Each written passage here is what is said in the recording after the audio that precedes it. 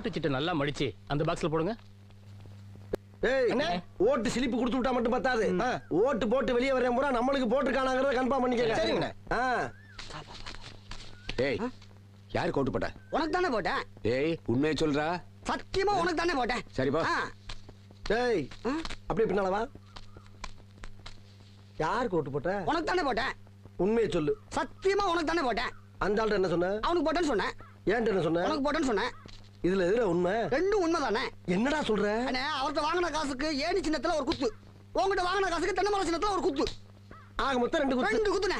மூணாவது குத்து நான் குத்தவா? குத்துனே உன் கையை தாராளமா குத்துனேன். எல்லா கட்சிக்காரும் காசு வாங்குறது, எல்லா கட்சிகளையும் போறது.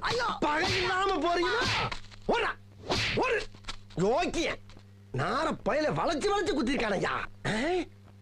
டேய் டேய் டேய் டேய் வாங்க. ஆமா நீ யாருக்கு ஓட்டு போட்ட? உன் சின்ன தென்னை மரத்துக்கு தானே போட்டிருக்கேன். உண்மையை சொல்றா. என் ஆத்தா சத்தியமா தென்னை மரத்துக்கு தானே போட்டேன்.